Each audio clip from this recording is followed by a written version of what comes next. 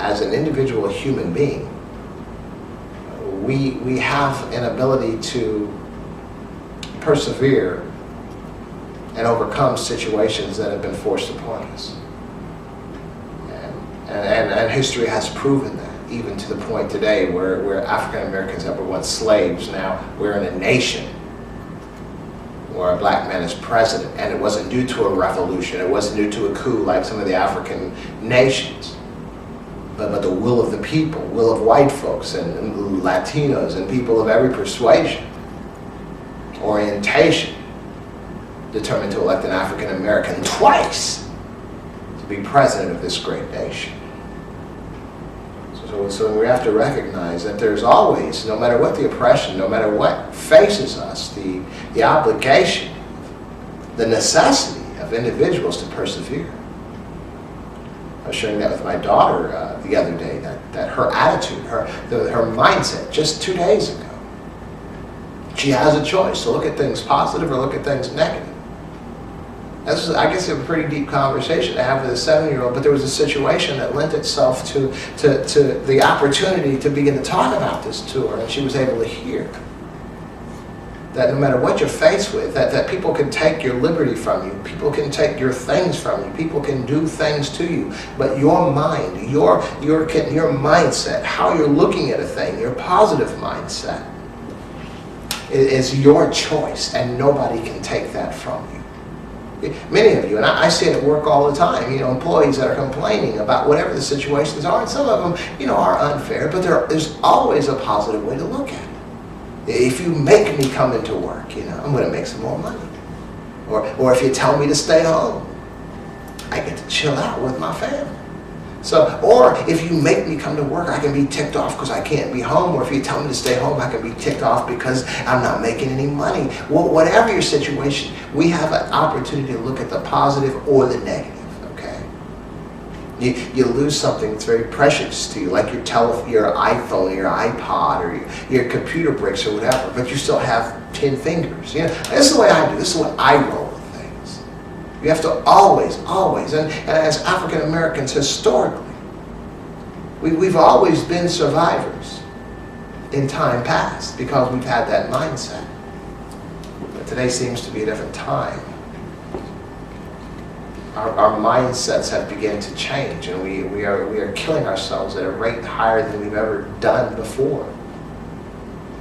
So we just need to begin to just take a deep breath, step back, and just evaluate the situation and recognize that this is not going to work. That negativity brings on negativity. Hate brings about more hate. Killing brings about more killing. Destruction brings about more destruction. So we have to stop. Getting out there, as a preacher, with the camera in your face in the street saying we got to come against violence. What does that mean? That's a nowhere statement that goes in a circle that gives no real solutions, but it gives face time, TV time to the individual speaking. But it's a nonsensical statement because there is no solution in a statement like that. We have to stop the violence. What the heck does that mean, and how do you go about doing that? Individual by individual, we need to realize where we're at, what we're doing to ourselves. For me, if I like Christmas time, when Christmas time comes around, and my children have these complicated toys or devices that I have to put together, and I don't know why, but it seems like I always wait till like 3 o'clock in the morning to get started putting that stuff together. There was a time when I was a young man that I didn't use instructions, okay?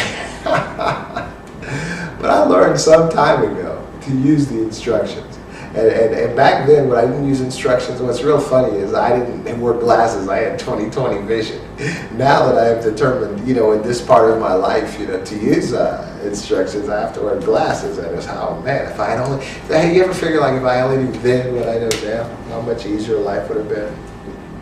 But for instructions, sometimes it makes things a little bit easier than just making statements like stop the violence. And I'm saying sometimes we just need to sit back as individuals and just begin to look at our lives and recognize that we are culprits, all of us. How we respond to our kids. Look, now I know that we have especially in the African American community, this need or this necessity to beat our children, you know, because they just need beatings. That's what a good parent does. That's what we got. That's what they get. But if you look back historically at where that came from, I mean, it comes from some of the African countries that we have come up in. The kids are really beaten. That was just a natural thing. We have just simply inherited that mindset. I mean, we're not Africans anymore. We're African Americans, but we're not Africans. And so there are a lot of things that we do that we think are natural. We think that you're supposed to do. We think that's necessary. And the reality is, is not. And sometimes the things that we think are necessary are exacerbating. They're making the situation worse. Beating your kids. Beating your child, to me, is simply a response to an individual who is unable to reach their child, and so they resort to violence, okay? A lot of folks don't agree with this, but you know, that's okay. But that is a simple reality, because if your child did what they were supposed to do, would you beat them? No. So then why aren't they doing what they're supposed to be doing? Because evidently you haven't really communicated the necessity to do, you know, what they're supposed to do, and a reason why.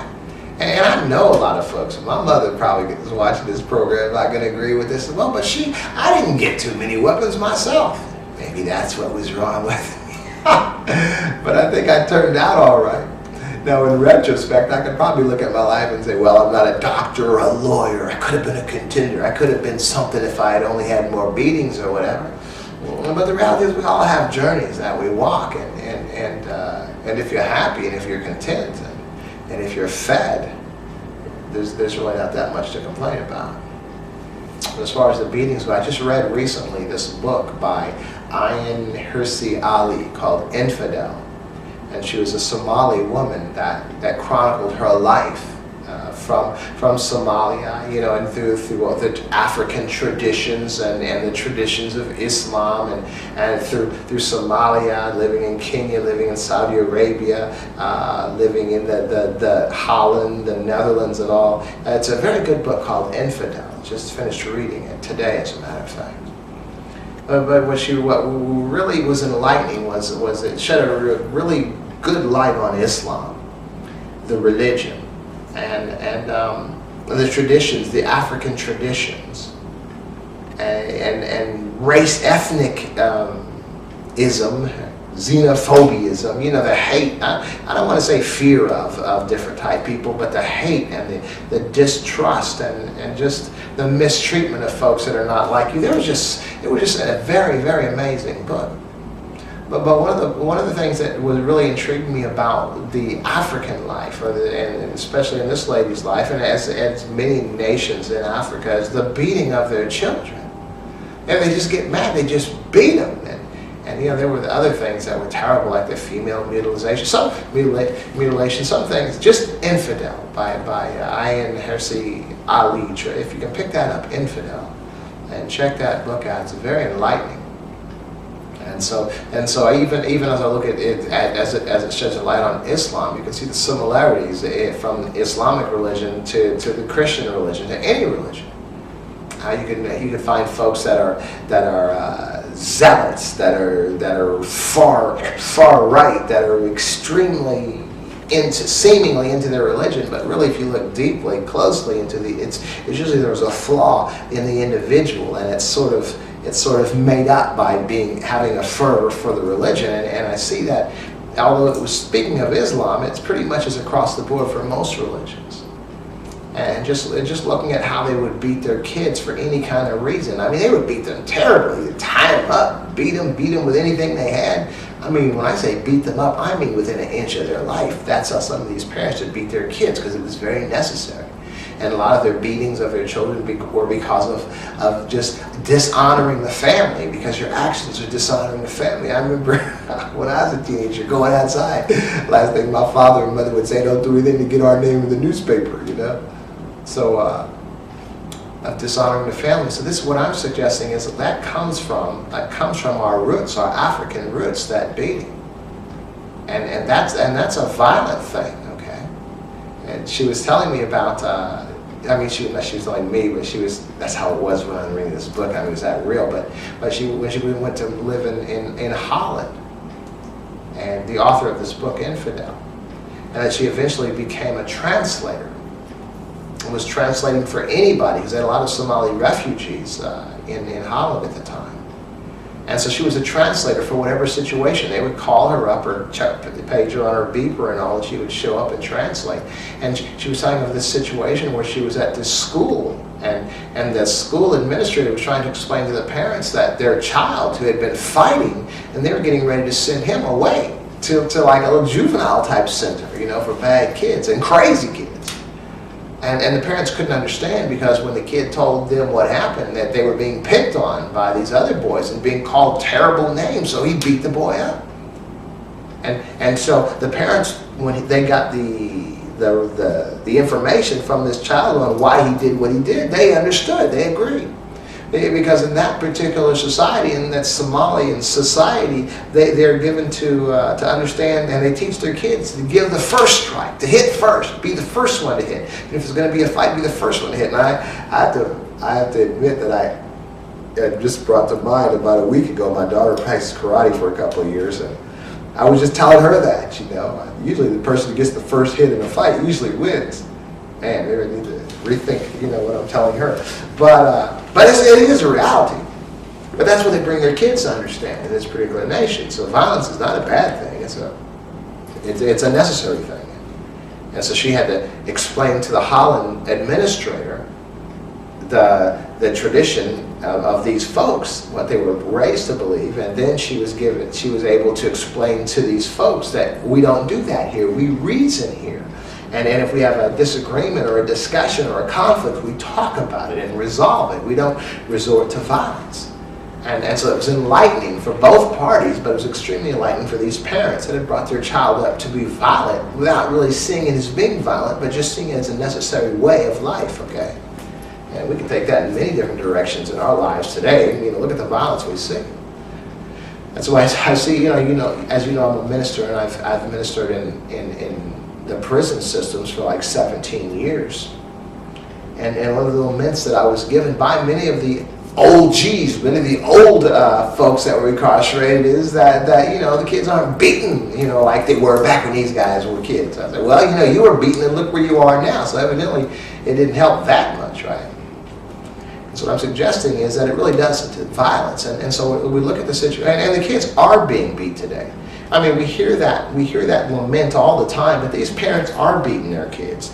I mean, I'm in the neighborhoods, a lot, and the kids are being beaten, being unfairly beaten sometimes, being beaten for things they shouldn't be beaten, being beaten sometimes by mothers' boyfriends, and all kinds of craziness going on. But there's a lot of violence being, put on these young people. And then these young people, when they're in school, they're violence. I was walking down the street last year, there were these two girls, teenage girls, physically rolling around in the middle of the street over on Denison, actually fighting each other, and all the other kids were just around watching and cheering them on. This happens all the time. Well, not to that extent, but it happens. A lot of violence. So we teach our kids violence at home. And the kids respond violently toward each other. Now we want to, blame it on the TV industry or the movie industry. I don't know about all that. Maybe we could put some of it on the gaming industry, because I can see that if you're playing a game like hours and hours on end, that's violent, it can begin to be embedded in your, in your brain, in the back of your mind and all. But I think often the way we respond to each other, the parents responding to each other violently, whether it's arguing or fighting or whatever we're conveying, and especially how we respond to the kids, harsh, beating them and negatively, and then their friends, how they're all coming together, as we do when we are mistreated, or we feel maybe victimized, or maybe we don't consciously feel victimized because this is just what we expect we're supposed to be living through. But then when we begin to associate with other young people that are also going through the same type of things, and we find other folks to victimize, we just repeat what we're going through, so we have violence. So now with this gun issue, man, I mean, we just have a low tolerance. And our only coping mechanism is violence, it seems. not our only one, but it's becoming more and more prevalent, is the coping mechanism of violence, that this is how I settle a dispute, this is where my temper will lead me. We have to begin to check that and recognize it's not a good thing. And so what I'm suggesting today is the parents are the culprits. I'm a parent. We are culprits. We have to honestly begin to look at what we've done, how we've been examples in front of our kids, what kind of examples, what have they learned from us? And take responsibility for some of that. Some of the situations that we've created in the lives of our children are just as simple as going to them and telling them, hey, I made a mistake. I have no problem doing that. A lot of times it may not even be totally your fault, but if you take some of the responsibility before your child, you might relieve some of that stubbornness and some of the negativity, because as long as they're children, as long as they're young, the older you get, the less pliable you get. So the younger your child is, the more you're able to change the trajectory of that child's path. You just have to figure out a way. You can't keep conflicting with this child and expect this child is going to be well. This isn't the religious station, but there's an old saying about if you raise up a child in the way they should go, when they are old they shall not depart. And religious people take that to mean that means take them to church. That's not what that means. What that means is you look at your child and you recognize your child. In old times, often they didn't really name a child until they begin to see the characteristics and maybe a certain personality trait of that child, and that child was given a name later, okay, maybe a year or so later. So what I'm suggesting today is what that is telling us is giving us a very insightful hint at how to deal with your child. You recognize that your child has a certain personality trait, and you have to find a way to deal with that personality trait. You just, as you know, or any parent that has 5 kids, you can't just deal with all your kids on that same level. Okay, some kids you might have to, really punish. Another child, if you just raise your voice in a certain way, that might fix them. So you have different a child, a different personality, and you have to find the way of that child and begin to deal with them on that level, and you could get them to the place where they need to be by recognizing the personality of that child. But simply resorting to beating, resorting to violence isn't going to fix anything. We need to get that straight. As far as the plight, I think we have this reverse. That's number one, the violence. Number 2 is the inability we have to accept the responsibilities for the things that we do. I've been on this program for some time, and I've been, and we're not political, but I'm sure that I was an Obama supporter. As an African American, plus he's an intelligent brother, sharp brother, and the competition that he was running up against, come on, it was like a no-brainer. And so I was determined. That's where my focus had been. But there is a responsibility that we have as African Americans to get ourselves together. That doesn't, Obama being president, that's a great thing. And that is a thing that we can look at and we can aspire to be like it. We can begin to, even if our kids can't totally look at us, they can look at this man and recognize there's something greater that you can be. But we've got a long way to go, because as we opened up, we do blame the white man for a lot of stuff, but we have a lot of bigotry going on in ourselves. Remember, I was told once by a preacher, a white preacher, that we were very close, and he was just talking to me over breakfast, and he was saying, there are black racists and there are white racists, but there are just many blacks are racist too. And I sort of disagreed with him in a sense that a lot of the black racism is defensive racism. It's like a matter of pride that I'm responding this way because you have come at me that way. And so it's sort of a coping mechanism to defend myself emotionally against the attack that you've leveled upon me. See, in other nations, again, there is a tremendous violence, ethnic, racial, religious, and everybody's fighting everybody because nobody's putting up with anything. But in this country, which is different than so many other nations on this planet, is that the Africans, and becoming African Americans, even considering the circumstances of their lives through the process of being taken and being enslaved, and even after emancipated, being terribly treated and tortured and lynched, And even after that stuff sort of subsided, you know, unfair hiring practices and still racism and prejudices and school systems and politics and police and all that mess. And so the African Americans in this nation have been extremely docile, haven't been as violent, you know, toward their oppressors and held grudges like many Africans in other nations, you know, which is very positive, which is why I think we have an African American president that was voted into office. But I think we need to begin to do some of that introspection, because as long as you have a perceived enemy, or even an enemy that you've concocted, or maybe an enemy that wasn't concocted that's actually there, as long as you have an enemy that you're focusing all of your thoughts and all of your negativities towards, you're not really judging yourselves. So we're in a situation today where we're still looking at the white man as being the reason why we're not progressing in life, and I think we need to drop that.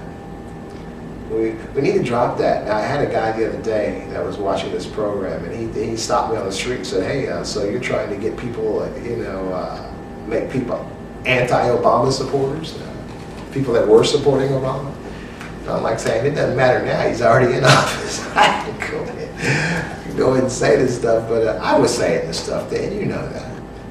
That we still have to take responsibility for ourselves and begin to police ourselves and fix ourselves and get ourselves to where we're supposed to be. I'm telling you, first of all, as adults and especially as parents, we are the examples that our children are looking at, and how we are responding to other folks. And alcohol is a tremendous ill in the African American community. Okay? I'm just bringing this from a reasonable position as far as especially in the life of a parent, because you can't hardly parent wisely if you're buzzed, okay, if you're drunk or if you're high or whatever. Okay, so to me, I mean, I used to drink a lot, when I was younger, before I had any kids, before I was married or anything like that. But I used to love to get that high. I used to love to get buzzed, sit around cool all day. But there was really no productivity in that. And besides that, now as a parent, I'm thinking, how could I be a parent with that buzz like that? If the child whose mind, whose entire being is relying on input from me and guidance from me, it's a very short time that child's going to be in your life. And the days that you are buzzed, the day that you're drunk, drinking alcohol, being silly and stupid with that buzz, and I mean dumb, that dumb grin. It's one thing when you're drinking around other folks that are drinking, but you be sober and be around somebody that's drinking and just look at how silly they look, and recognize that's you when you're the one that's drinking. What benefit can you be in the life of this child, okay? And so this child is simply, you're validating the buzz, and you're not giving any positive insight or input in their life. So you may have come up in a good Christian religious home, or maybe not, or you may have had parents or one parent that gave or a grandparent that gave some good insight and good advice. But when you're stoned or drunk like that, how are you molding the mind of this young child right here? Back to that problem again. They're out in the street acting crazy, okay? So we just need to begin policing ourselves. That's all I'm saying. They're the only enemy we have out there. It's no longer the white man. The white man is not the enemy. There are too many opportunities out there. There's the military. Well, and the problem with the military is we've jacked our kids so much, our kids aren't even graduating school. They're dropping out of school, so they're disqualified to even join the military, which is like the thing that would save many of their lives. So, man, I'm just telling you, we need to get refocused. And this is what I'm suggesting when I was talking about the instructions. These are the instructions I'm giving you. If you want to get this child put together right, if you want to stop this violence, you need to police yourself right now. As adults, parents especially, and even those uncles and aunts that have young kids that are looking up at us, we think it's some kind of right of manhood to be tough and to be buzzed and to be gangster, to be thug, and all this stuff that we have bought into. And I knew this young person years ago, a couple of years ago, that was killed. It was an obvious gang thing. But what's funny is about a year prior, I was visiting at the house, the family, the house, and the boy was respectful to me. But I don't know how he was out there, in that environment. But I had to, it was like Christmas time, and all these cars were parked in the driveway of the grandmother of this kid. And somebody was trying to get out, so I was helping move cars out, and I jumped in the car of the dad of this boy to move his car. And sitting on the seat, now the dad is a real nice, docile guy who never hurt anybody. But on this seat was this CD. I don't know what group it was, but it had like 2 shotguns crisscrossed. Some of y'all probably know what that CD was. I don't know. What I'm saying is, whatever it was, this was in the dad's car. And so what kind of influence was he to this kid? Now his turned out very tragically, but I'm saying there's certain things that we might embrace innocently. Like some of the things that I like mixed martial art. I used to practice a martial art for years and years. And I fought in many tournaments, but they were point tournaments. They were tournaments where if you draw blood, you're disqualified. You know, that's a whole lot different than what this stuff we see today. I love watching it. But if my daughter's in the room, I'm not going to watch it, okay? What in front of her, okay? So I'm not going to expose her. Now you might say, hey, that's hypocrisy. Well, maybe. But all I'm recognizing is the innocence of this child. And like a child's mind is like a sponge waiting to soak up anything that we present before it. So there are certain things that maybe it's too late for me, okay? But I'm not going to expose her to, okay? Just because I love it. I love seeing them guys, you know, beating each other up, but I don't want my daughter doing that. I had her practicing karate for like 2 years, just regular karate like I used to practice. Then their instructor started going into this grappling and arm bars and all this, and I was like, no. And she lost interest, and I didn't encourage her to stay in there because that's not what I'm looking for. I'm not looking for that kind of violence. I'm looking for a composure. I'm looking for discipline. I'm not looking for violence, okay? And we need to just begin to shield our, if there are issues that we have, if you are a drinker and you know you're not going to stop drinking, or you're getting high and you know you're not going to stop getting high, God, at least wait till your child goes to bed.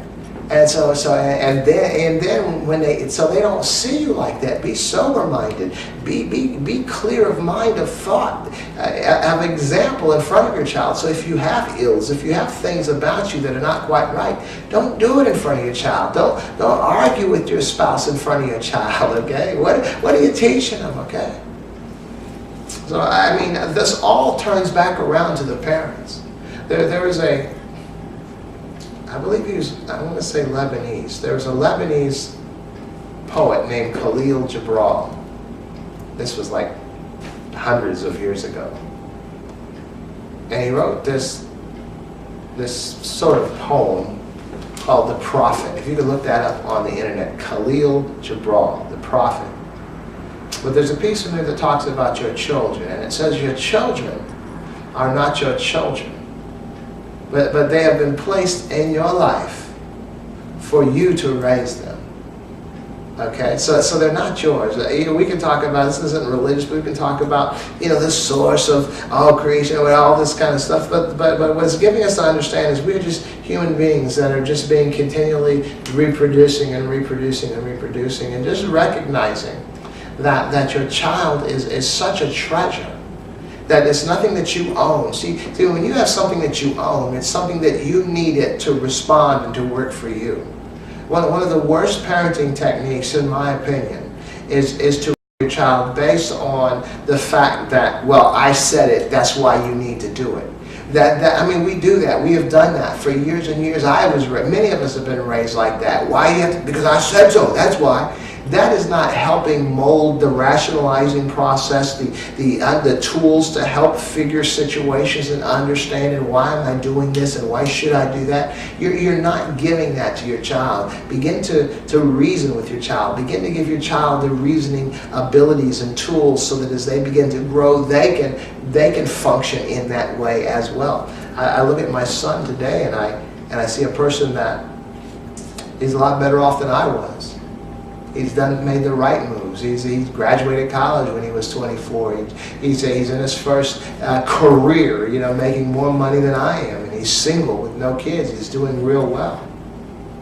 And I have to believe a lot of that reasoning and rationalizing process was from me and from my mother, his grandmother, and his aunts and his uncles. Okay, we're not violent people, and we don't drink, and I'm not on that right now. I'm just saying this, that there has to be a clarity of thought when you're interacting with your child, to give your child reasonable choices that will move them toward the right directions in their lives. That's all I'm saying. And so in a nutshell, all I'm saying is we just need to begin to check ourselves. We need to check ourselves, and what kind of examples are we presenting before our children? Are they healthy examples, and are they helping our child, or are they just satisfying our particular need? As well, the time that you spend with your child, don't simply let the TV raise your child. I know we've heard these things before, but I'm telling you why. I'm telling you that your child is only going to be with you for a very short time. And oftentimes, in all times, as adults, when your parents leave, there are always going to be some regrets, because you're going to miss your child. And you're going to be thinking, I could have spent more time. I mean, that's just natural to think that, oh man, I should have been doing this, I should have been all up in their face, I should have spent more time with them, I should have done that. This is really no time for regret, because you probably did your best. And that's just natural. But just recognize that there is a limited time a child's going to be in your life. You don't have that much time to impart goodness in them. And if your child right now is fighting back, and there's negativity and there's confusion and all that, you need to find a way. Go to the internet, look up some psychological things, and maybe try to begin to understand yourself and maybe some of the things you went through, and you're just putting that on your child right now. Try to get help. Find the way that your child should go. Talk to them, reason with them. I think for me, what I've learned, and I don't know if this will work for you, but what I've learned as a parent in life is to be honest with your kids. I mean, to a point. Don't tell them all the stuff you've done, because some of it just might be stuff that nobody ever needs to know about, okay? But to get them to really understand that you understood. I remember my dad was mad at me, when I was a younger person, because of the buzz, because of the lifestyle and some of the things that I was doing. And I was still going to do them. He didn't get it. He didn't understand. I was having fun. I was enjoying my life as a teenager, doing the things I was doing. And they were not leading me on the right path. But after my father passed away, I was talking to my mother, and she began to tell me that my father was very much like me when he was young. And a lot of the things that I was doing, he had done. And he was just too ashamed to tell me. Now, to me, I felt really bad about that, because to me, I just felt that he didn't understand. If I knew that my father had been through the same things that I had been through, and then my father would say, I did this, and this was the result, I would have put more credence into his opinion about what. But as far as what I was concerned, was he just didn't understand, what this is like. Okay. Sometimes we just have to be a little bit vulnerable, a little bit, be more open to our children, allow them to see that we have made mistakes. Too often we have to put up this fake front in front of our kids, that this is who I am, I'm dad, I'm this, I've always done this, and you shouldn't do that. We're here. But if we just begin to share with them the mistakes that I've made, and even the mistake that I made with you, I have no problem apologizing to my child, saying, hey, I was wrong, you were right. You'd be amazed what power that gives your child to begin to see the vulnerability and the honesty in the child and the parent. They begin to embrace that and recognize they don't have to put up this strong fake facade. Because what I'm suggesting is the stronger fake facade that you have before you, the more difficult it is to begin to find healing in areas of life that need to be healed. It's like a scab. Sometimes you have to break through or cut through that scab just to get to the real you, to begin to find some real healing. So don't put a fake front in front of them, and help them grow one of their own. Show that it's always good to be humble. It's always good to be vulnerable. It's always good to be honest and ready to admit mistakes. It's not a bad thing. This is an interesting program today. I'm just talking. This is just in the wake of those killings, so many killings that we've had. One on Bancroft over here, another on Home Avenue. A girl, a 13-year-old girl was killed. I don't know. Come on now, we just need to check ourselves. Check ourselves as older folks. Don't just use the rhetoric, we need to stop the violence, and just go to the funerals and just keep doing what we've always been doing. It's not going to get any better unless we try to determine why it's like this. We're the parents. They're our offspring. We're the examples. We may not be doing exactly what they're doing, because oftentimes kids look at what they see, and emulate what they see, but they ratchet it up a couple of levels. Like this kid's dad maybe just drank beer. Now this one's getting high. Now this one's doing this or that. It falls back on us as parents and as adults, uncles and aunts and all that stuff. Just to be a better example, challenge ourselves, check ourselves, and in the process, we can be made better.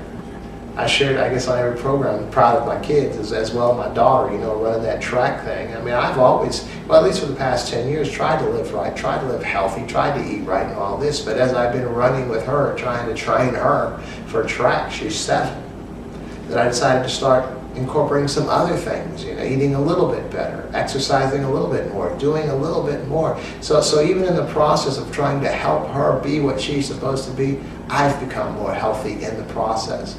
Because it's not just me telling her what she needs to do, but it's me doing it with her, okay? Now let me close with this one little story, something that happened yesterday. I was at the Inglewood Y MCA. My daughter and I, we try to run maybe 3, 4, 5 nights a week, a mile a night. And so this was Sunday afternoon, yesterday. So we were running around the track, and the track is above and around the basketball court, if some of you guys know that.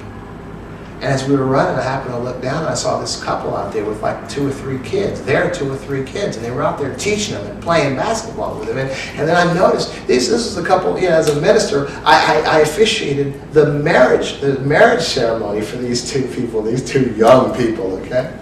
And this is like 10 years later or so. They're out there on the basketball court with their kids, teaching them and playing with them, teaching them how to play basketball. I mean, they were getting into it. The mother was over here. These guys didn't see me, but I saw them.